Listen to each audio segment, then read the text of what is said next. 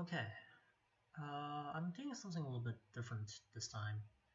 As you can probably already hear that I'm talking, so yeah. This time I'm going to be talking about the furthest of dimensions and just the chaos difficulty in general, since I managed to get all 6 stages perfect on this account. So I want to talk a little bit about each stage probably, and what team I used, and my roster of EX pluses. So if you don't know the furthest of dimensions, they are basically a gauntlet of quests that and each stage has a perfect lockdown. So it means if you perfect one stage, you cannot use the same characters for the next stage, and so on and so on. And they are all chaos level difficulty fights. And you can't use, and you cannot use friend units here. So they are quite difficult and require a large roster and require pretty much EX plus max LB stats. So yeah, let's just go over them from the beginning to the end. See how long this takes. So the first stage, we have the mid boss is, well, it's not really a mid boss, since usually for the first 4 of them, for the first 3, there are 2 sets of boss fights. So for the first set of boss fights, we have the Prominence. It's a bomb type enemy, but it has a huge brave gain, and once it gets brave, it becomes extremely tough to shave it down. And if you don't shave it down in time, it basically wipes you. And it has 2 very annoying ads, which will just give each other brave, break you, and sometimes kill you. The Prominence is featured in the Relia's last chapter and event, so yeah. Here, basically, for this fight, HP damage is pretty much unavoidable. To shave down the Prominence, I have a Noel, and then to mitigate the HP damage, I have Bosch, and I have Lisa just for general debuffing and buffing for the team. The second wave of bosses is the Humbaba and the King Behemoth. The King Behemoth is nothing special actually. Actually, the King Behemoth here is actually nerfed because it does not gain the debuff evasion thing, and it does not get the defense buff either once it charges up for the lightning and meteor, so that one's easily manageable. The fucking annoying thing here is the Humbaba. Oh my god, this thing is so annoying. So basically, it looks normal, but then it has this breath attack, which delays your action, delays the target's turn by 5 turns, and then that thing also has a low action delay or high turn rate in GL speak, so it means it pushes one of your characters back and then it moves basically forward itself, sort of. So it can really mess you up. Like, this is one stage I kind of struggle with at times. And also, like, its Brave HP attack is very potent. It's basically a one-shot thing. So here, I basically have to use Bosch because to mitigate HP damage from mostly the King Behemoth. And then Noel is there for just damage. I use Ifrit Summon, so I do more Brave attack damage. That's necessary for both the Prominence and just to kill things faster in Summon Burst against the Behemoth and the Humbaba. Like, at the end, I just summon and burst down Humbaba first, because that's the most annoying and the most lethal one. If he pushes me back, if he pushes Noel back when I need him in a turn to shave, actually he won't push Noel back because I have Bosch to taunt, but if he pushes someone back, and he gains Brave and lethal Brave, and then he runs out of the taunt debuff, he can just basically kill people. So yeah, I don't like him. So that's the first fight. Basically, the thing to watch out for is Humbaba, and this fight needs a lot of Brave shaving. The second fight, I'm pretty sure I actually have a video of it somewhere, probably. So this fight, I forgot to mention, for the first fight, everything is magic resist or magic ineffective. It basically means your magic attacks only deal 10% damage compared to usual. So yeah, that's fun. The second fight is physical. It's physical and range immune, so you have to use magic only. So here I did it with Celeste, Kuja, and Sarah. This time is actually a little bit different from the first fight because the first set of boss is the Skull Wizard and the Coral. They are on the first wave actually, so it goes one wave of boss, 3 wave of ads, and then a final wave of boss. This fight can be tricky. So first, I've shown before the Skull Wizard, the Candle in the Wind attack. It's actually Yuffie cannot stop it. So in here, it basically is a 9k guaranteed HP damage without any debuffs. So that's why I brought Sarah to make it more manageable. Celeste is there because the Excel Turbo boss at the end is actually Celeste's boss, so she takes care of that easily. And Kuja's there for damage. This fight isn't too difficult. The main point is here to manage the Skull Wizard's attack, HP attack at the first phase, just focus it down basically, and just conserve enough skills for the end. I think the priority here is to kill the Excel Turbo, the magic attack armor thing. Because that one's more lethal because it can break you if you don't have a good enough tank, or just don't have a tank in general. It's doable without a tank. It just like guarantees to deal 9999 brave damage to you, probably breaks you, and yeah. And the second boss is the Griffin. The Griffin is not really that threatening. It has unavoidable HP damage. The main thing is that once it flies up, it can use the AoE attack, which has a chance to charm you. Well, if you are not lucky enough to get charmed, basically, if you get charmed, you lose a turn, you lose a lot of brave, and then you probably die because you didn't have enough time to shake them down. But this is, I think, the more straightforward one of the 5. Yeah.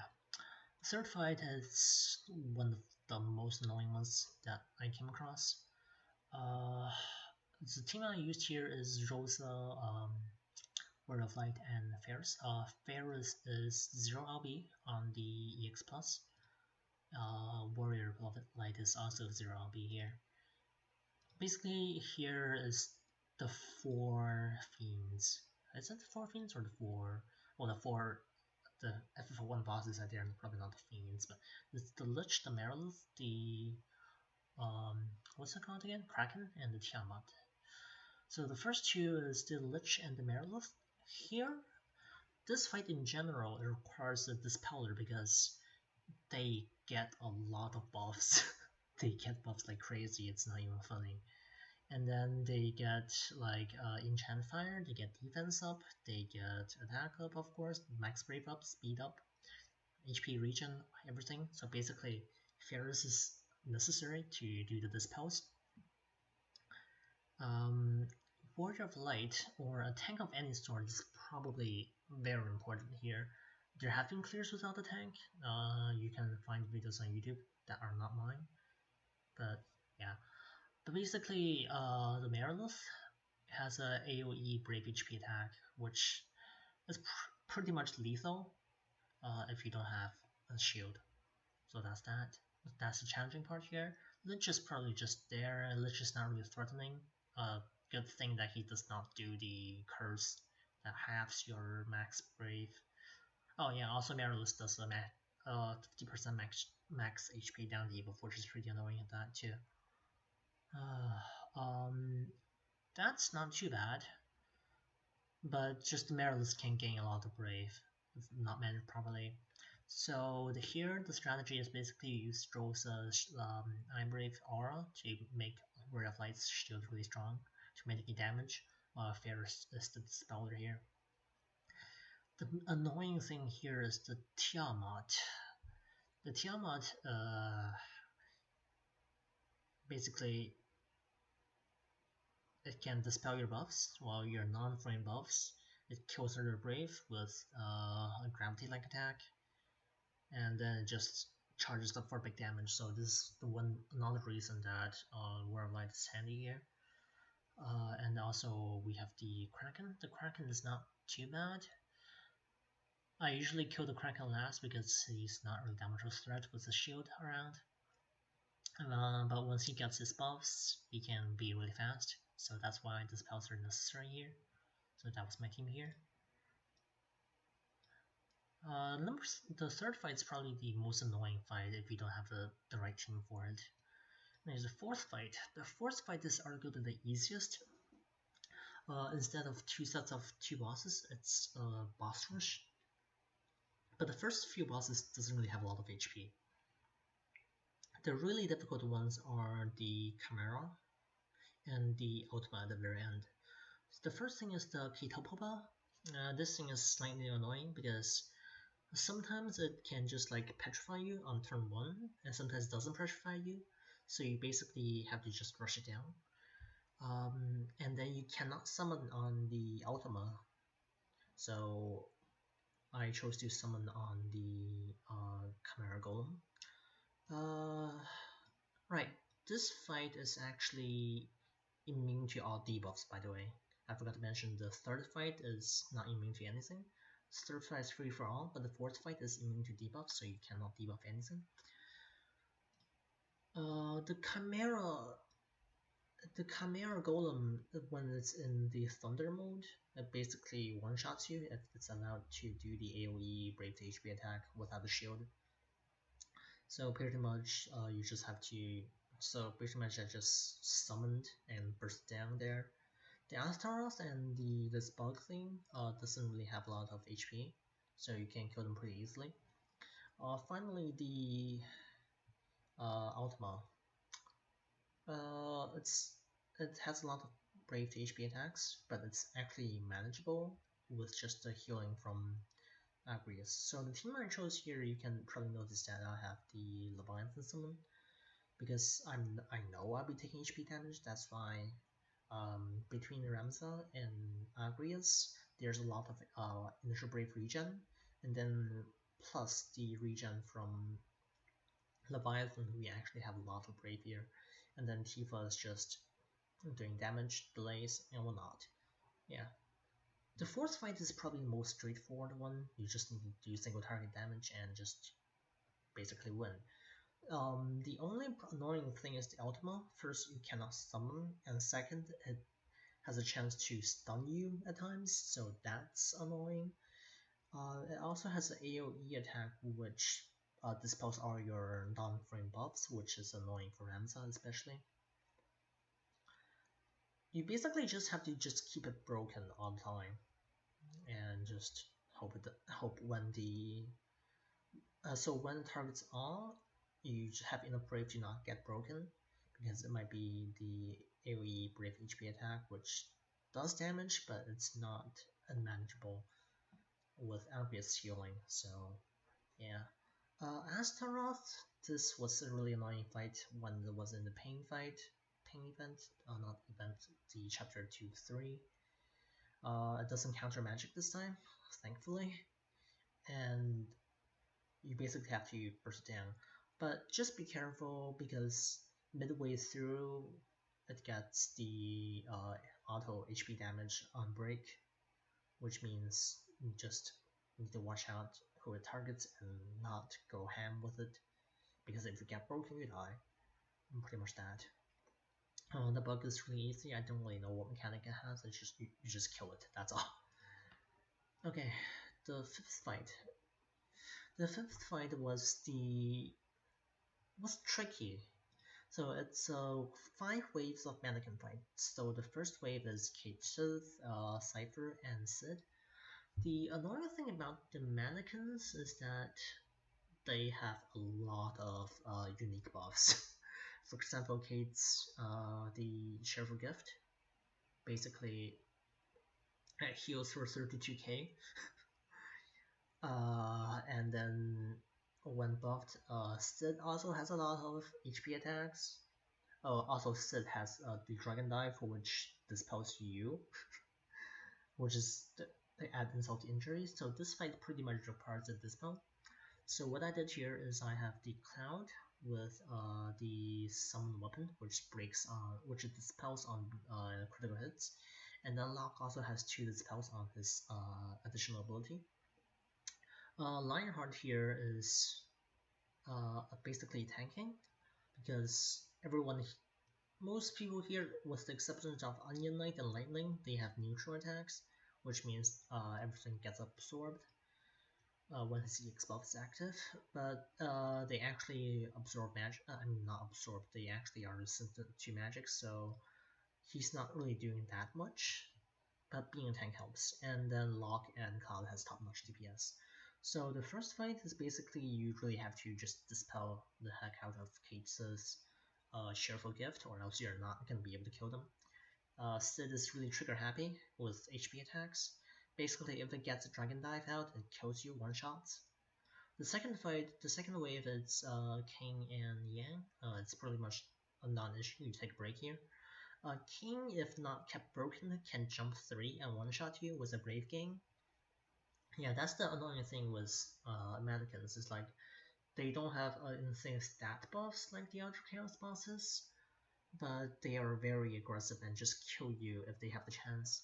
Yang spends a few turns doing nothing, then charges up and doing kick. If you don't kill by then, you're gonna take damage from kick, which is AoE, and if it breaks you, you're gonna take heavy AoE damage. Third fight is equally annoying. Onion Knight, Lightning, and Agrias. Agrias needs to be dispelled ASAP because her Brave buff also heals the party. Also, she has a chance to stun you with the Stasis Sword. Yeah, but other than that, Agrias is not really threatening. The threat here are Onion Knight and Lightning. These two are extremely fast. And then because they have elemental attacks, that means Lionheart can't absorb everything. And so you just have to keep them in check. I remember using quite a few stuns from Cloud here just to get rid of, just to make sure they don't get to move. Right. If Onion Knight breaks you with a skill, he's pretty much guaranteed to act immediately and just kill you with a generic HP attack, which is not fun. And same thing with Lightning, she's really trigger happy with her HP attacks. If he breaks you with Spark Strike, you're gonna be sure that she gets another turn next and just smites you with Thirst of Steel. The next part is another pretty tame one. It's Balthier plus Ramtha. They don't really do much, except for if you don't keep their Brave in check, they just like get out of break, and because Ramtha has the high Brave regen, they can just like one-shot you if you're not careful, or at least do HP damage on you. The final fight is probably the most annoying one because of Locke. Locke has Phoenix Ray, which basically unbreaks their party, does a pretty sizable hit on you. It does about like, it gains to about 9k-ish Brave, which means it does about 4k-ish damage, HP damage to the party. And then it takes the other two out of break and they can just come out and kill you. So basically this fight, here I did it with Locke, Cloud, and Lionheart because I need the spells and also just the damage output. The other way to do it, you probably still need the spells. The other way to do it is you debuff them to hell along with the spell, so you take Ferris and Lilithut. That's what I did on the other account. That also works, but this is really tight and required me a lot of resets to finish that. So yeah, I'm probably not going to be redoing any of these fights. Okay, and then here's the 6th stage. I actually could not clear the 6th stage before I got Yuffie, because the enemy here is a Phoenix. The Phoenix has this annoying HP damage poison, which takes out 20% of your HP per turn. And then we have the Kitwood and the Motherweed. And then we have the Malboro. So basically a debuff fest. And also they all hit hard, so you have to manage their Brave as well. So this is a really tough fight for me. and I wasn't able actually to do it without Yuffie because I don't have any other debuff evasion characters on this account. Um, the team here basically boils down to let Ace do damage, Ashtala providing healing, and then Yuffie just dealing with debuff and doing damage. Yuffie was really useful. First, she was able to just assume on the HP damage poison from the Phoenix, and then also being able to stop the generic buffs on the Mother Weed and the Kid Weeds are really good because once they get their attack up, speed up, and HP regen, I think also attack, the little ones can just basically snipe you and kill you if you're not careful. The final fight is the regular Marlboro and the Ultima weapon. The final fight is actually probably the easiest, except for the fact that they hit really hard, and then you'd have to break them or else they kill you. This is actually one fight that I don't mind going back and doing again on recording, but yeah. If you don't have debuff evasion, it's not going to be fun, and also here the turn count requirement is 125 turns, which means you're in for a long fight. Okay, oh, holy shit, this is actually getting longer than expected. I'm gonna end this one here, and I'm going to talk about my roster next.